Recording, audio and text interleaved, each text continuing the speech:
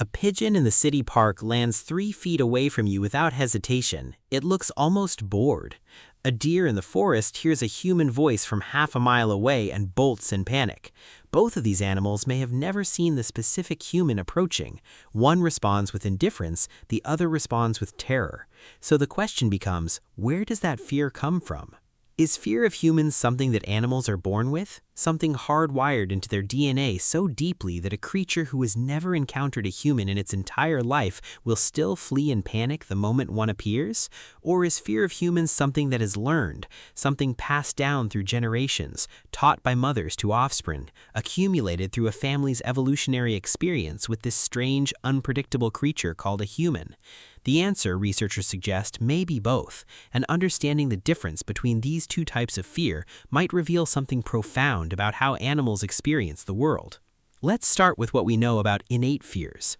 Some animals appear to be born with what researchers call prepared fears, evolutionary responses to threats that have existed longer than the species' recent memory. A newborn prey animal, researchers suggest, may have instinctive fear responses to large predators it has never seen. A rabbit born in captivity with no exposure to foxes may still freeze and flee at a predator's scent or silhouette. The fear appears to be baked into the animal's nervous system before experience can teach it. But here is where it gets complicated. Research suggests that innate fear responses may not be specific to humans. A young deer may have an innate fear of large moving shapes, sudden sounds, or predatory silhouettes. A human, from the deer's perspective, may trigger these general threat responses without the deer ever having learned that humans specifically are dangerous. This is different from fear of humans as a specific threat. Now, consider the urban animal. A city pigeon, a park squirrel, a rat in an alley. These animals see humans constantly. They have learned, through direct experience or through watching their parents, that most humans do not immediately kill them. They have learned that humans often provide food. They have learned predictability. Researchers studying urban versus rural animal populations have found significant behavioral differences. Urban animals tend to show lower vigilance, approach humans more readily, and reproduce at higher rates, suggesting that the stress of human presence is lower for them than their wild counterparts. A city squirrel and a forest squirrel may be the same species. They may have the same genetic blueprint, but one has learned that humans are not necessarily a threat, while the other has learned or inherited the learning that humans are catastrophically dangerous. Here is an obvious question. If fear of humans is innate, why would experience change it so dramatically? The answer may lie in a concept researchers call habituation, not the same as learned fearlessness, but rather the brain's ability to update threat assessment based on repeated safe exposure. A young urban squirrel that grows up watching humans walk past without harming it may develop a different threat model than a wild squirrel whose parents' experience was one of constant danger from human activity. But there is more happening here than simple learning. Research on generational trauma in animals suggests that fear may also be transmitted genetically or epigenetically, that a mother's experience of fear may actually alter gene expression in her offspring, making them born with heightened vigilance.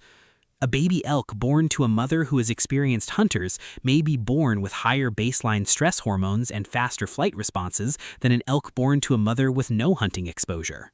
So when a wild animal that has never seen a human still flees in terror, researchers suggest it may be responding to multiple layers of fear at once. There is the innate predisposition toward caution around large, unpredictable shapes and movements. There is the generational transmission of fear and vigilance encoded into its biology. There is the instinctive response to environmental cues that its species has evolved to recognize as dangerous, the scent of humans, the sound of human footsteps, the thermal signature and chemical profile of human presence.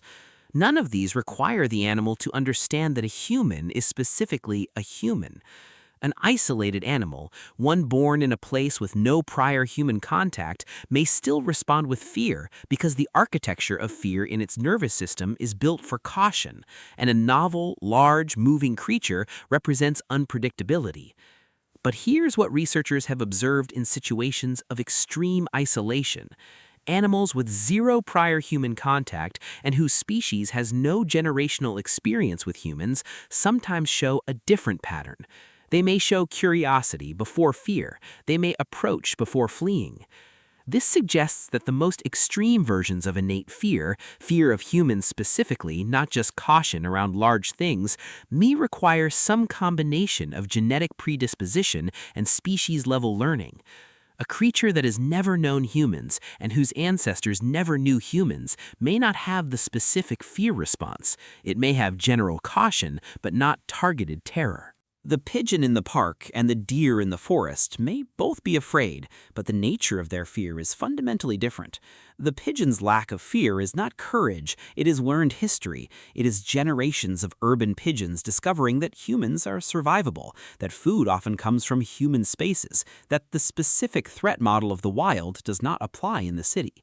The deer's fear, on the other hand, may be older. It may be built into the animal's body through evolution and trauma, through generations of deer learning through their own survival or death that this two-legged creature is fundamentally unpredictable and dangerous.